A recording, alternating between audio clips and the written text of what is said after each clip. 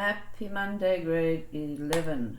We are going to do the grade 11 November exam from last year, the question 4, which is text files. This will consolidate your text file knowledge, and we won't do text files again after this. So here's the question. List of sales details for the stationery company stored in a text file named sales.txt. Here's the text file right there.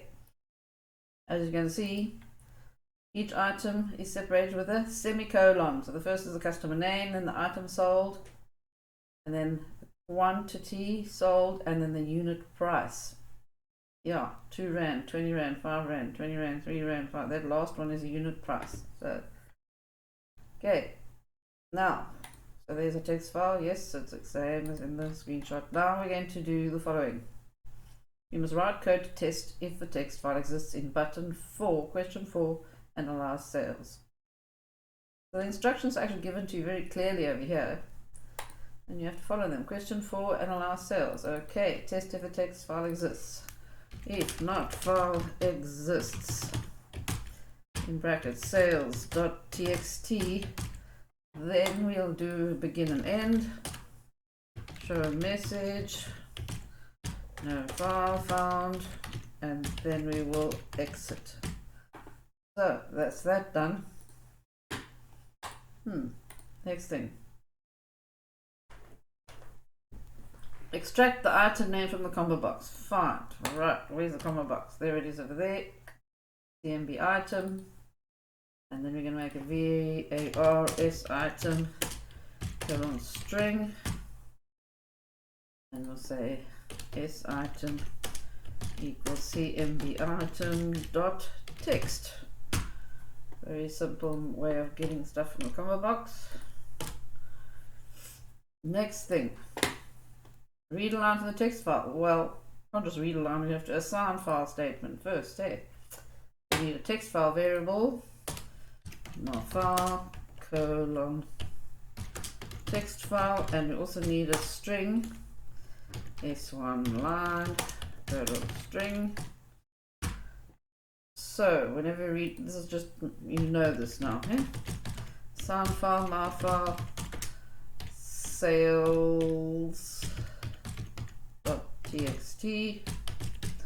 and reset my file.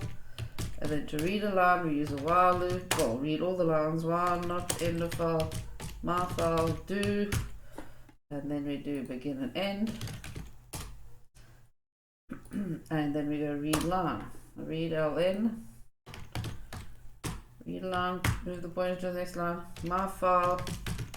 And we're reading into S1 line, a string called S1 line. Now we've got S1 line, which is going to represent, if it's the first line, it'll represent that first line of the text file. Yeah, it's a text file. Oops. Alright, we are back. We're back again, we're live. Okay. What are we going to do after that? Test if the item chosen in the combo box, the combo box thing, is it part of exists in the line from the text file? Well, quite easy to do that. There's a trick, guys, so remember this. If pos of S item in S1 line, if that is not equal to naught, because if it does exist, then it'll, if S item is not in the S1 line, so S item will be anything from the combo box. Okay, combo box will have some item names, and then we're going to go and check to see, let's say if pencil exists in here, pencil 1H, so there's pencil 1H. But if it exists, then pos will be 1 2 3 4 5 6 7 8 9 10 11 12 13 14 15 16 17. Pos will return the number 17, but if it doesn't exist, pos of that item in there will be 0. That pos function will return 0. So that's a cool trick. Remember, it will save you lots of headaches. So if pos of this item in S1 line, if it's not, it's a nice cool way to use pos, but not that, then we're going to, if it does exist, this means that S item does exist in S1 lines. If it does exist, we're going to go and extract the customer's name and the item name from this text file, from the line in the text file. So we'll use our copy and copy and pause of the semicolon, and then we'll use delete. So we've got to say, we've got to make some variables. We need the customer name, it's customer, and we need another variable for an item name, is item name. You see, I've got S item there, but S item name must be another one that we're going to use, because they say they want us to get the customer's name and the item name. So I'm making some variables quickly. So scust equals copy from S1 line, starting at 1 to the, and the number of characters will be the pos of the semicolon in S1 line minus 1. And then we don't need S1 line after that, so we can safely delete from S1 line. Delete, so we can get the next thing, because what's first? Customer's name. There it is. We're copying that, then we're deleting. Deleting, and deleting involves this. Like such. There, we're deleting, starting at 1 and including the position of the semicolon. What have we got left? That. You've got the pen, this left there, but we've got that and that, so we've got those two semicolons. So we're going to do again, but this time we have to say S item name equals, and we can use the same code as before, which is there, copy. Okay, and then we're going to delete after that. And then we delete. So we're copying that into S item name. That's what this line is doing here. Copying from 1 to the position of the semicolon minus 1. And then we'll delete it. Like such. This delete statement deletes the name and the semicolon. That's why we don't do a minus 1 there. We just pause the semicolon means how many characters are going to be deleted up to and including that semicolon. What are we left with? We're left with 95 and a 2. So what else we have to do? Extract the quantity sold and the unit price. Quantity sold. So we need quantity sold. So we need that'll be an integer, won't it? I sold colon integer, and I'm going to make my price into a real R unit price. I'll make a real integer for the unit price, and I'm going to say I sold equals copy. Well, we're copying from this S1 line. Remember, this is what's always left of S1 line.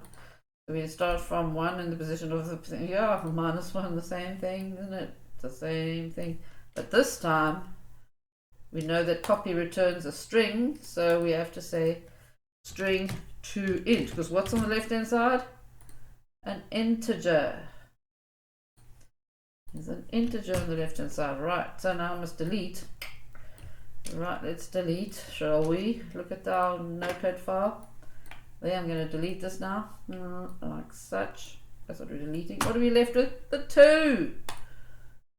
So that is, oops, edit, undo. Right, so that was the delete statement done successfully. And what's left of S1 line is that 2, which is the unit price. And my variable for unit price was R unit price.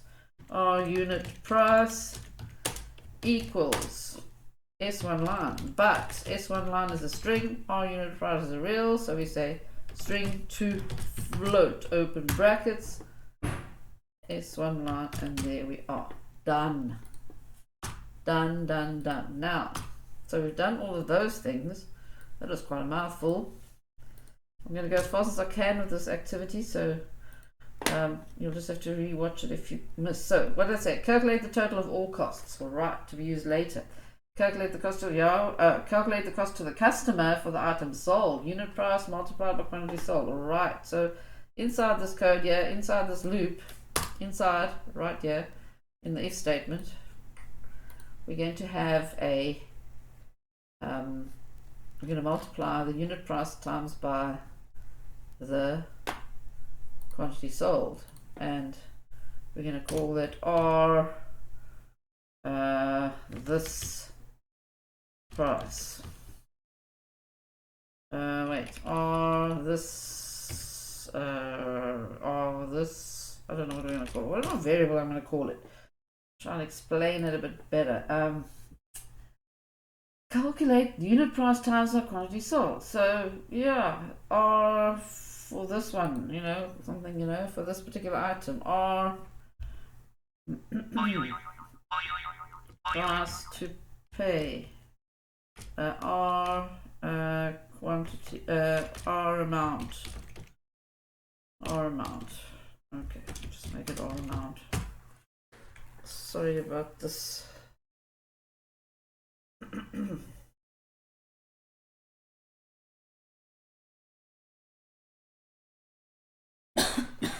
Right, so there we go, R amount real. So what are we going to do? We're going to go calculate quickly. R amount equals R unit price times by I the quantity sold. Okay.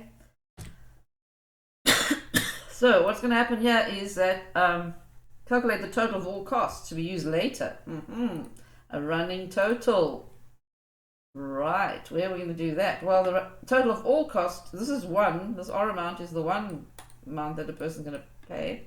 So we're going to make a global, not a global, R total amount.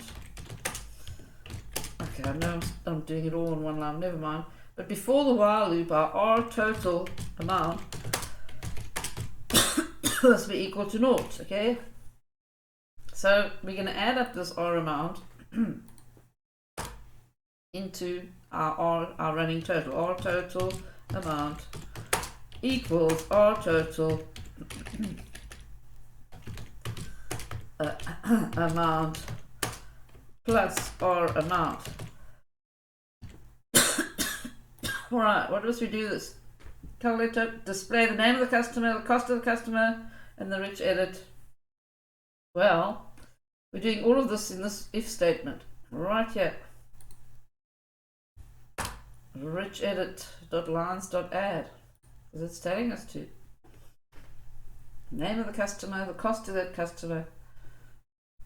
Yeah, it's just the name and that R amount for that customer, not the total amount. The total amount will display later. So over here, rich edit, red display dot lines dot add is cust plus float to, oops, let's make a #9, sorry, tab stop, #9 plus float to string f, R amount, if currency, comma 8, comma 2. So there's my richard.lines.add statement done. Then let's quickly go to, we've done that. Write code to test, okay, fine. If there's a match, then you must do that. Now the R total amount, so this is some more things over here. We've already done this. If a text file doesn't exist, yeah, but that's another question. I don't think that's the same question somehow. Right, I'm going to quickly get the question paper, which is not far from me here. Here it is. Question paper, English.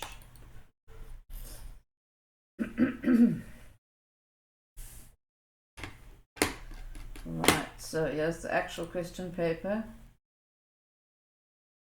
That was just a copy that I made of it. Right, so here we go. So we're at this point here. Now, okay, write code to see if text file exists, which is name with the name, item name straight from the comment box. We've done that. We've done that. So we got that. If a text file does not exist, you must write code to. Right, if the text file does exist, you must write code to prepare the text file to have lines added to it. If the text file does not exist, okay, then you must do that. So there seems to be a page missing from this. Am I really dreaming here or what? Well, we've done this. This is done. This is page number 12. Okay. That's page number 13, right. We've done all of this. We can actually go run the program and see what happens.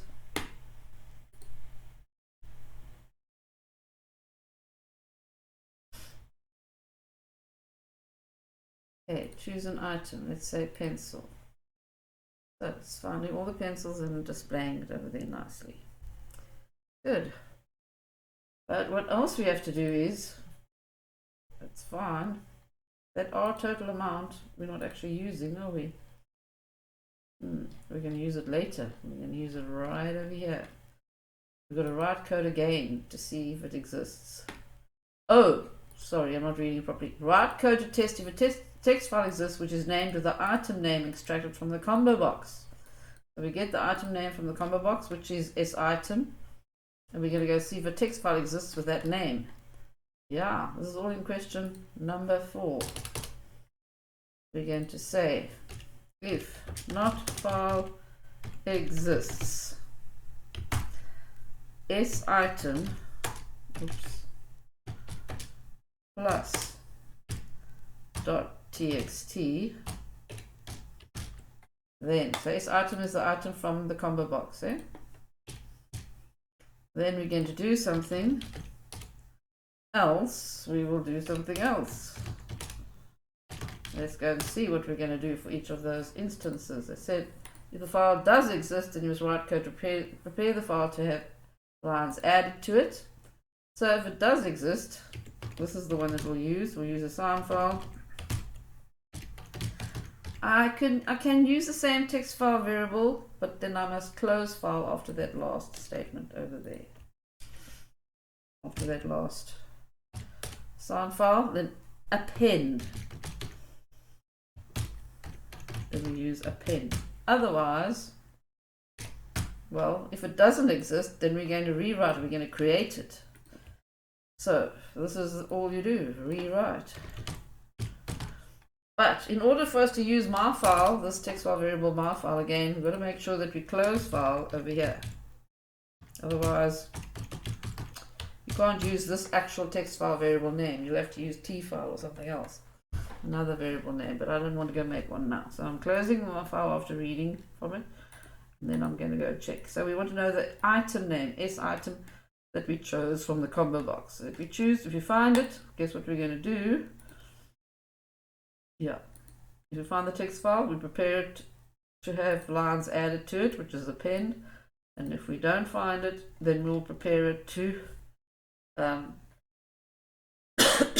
create it using the combo box item name from the combo box as a new text file name. Right, so we've done that. Then you must write code to add a line to the text file using the following format. Right, so either one of these will happen, and then over here all I have to do is say write ln my file and today's date to string date. So that is how we convert today's date to a string.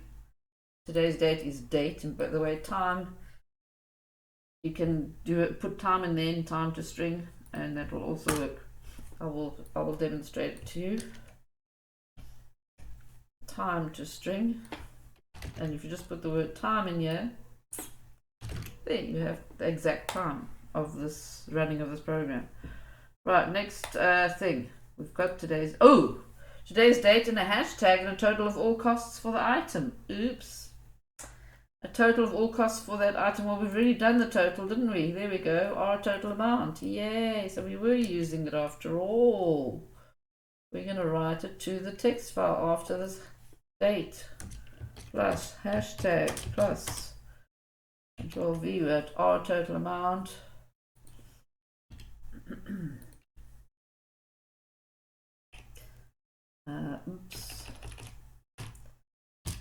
plus float to string f. We have to format it to currency. We can't just go and put it in there as a real number. if currency, because it is money after all, and 2 decimal points because it is money. And I demonstrated that too because I think it's quite cool to know. But anyway, what have we done here? That is total cost for all items. So, if we choose desk, then this is the rich edit, and then that is a text file. So we can go and check it out and see if it works. Right, so there's your code. Ooh, close file. Oh my word. Nothing will be written if I don't close file first. My file, close file, otherwise nothing will happen. Well, it won't get written to the text file. Right, let's go and choose desk and see if it is correct. Desk, and click on our button. And then we go into a folder where our files are. Okay. Desk.txt, yeah, there it is. There's date, hashtag, the amount, and then there's the actual time, and it's correct. Just for fun, we added the time in there. Alright, so there we have it, folks. Go and try this by yourself now without watching. And happy coding!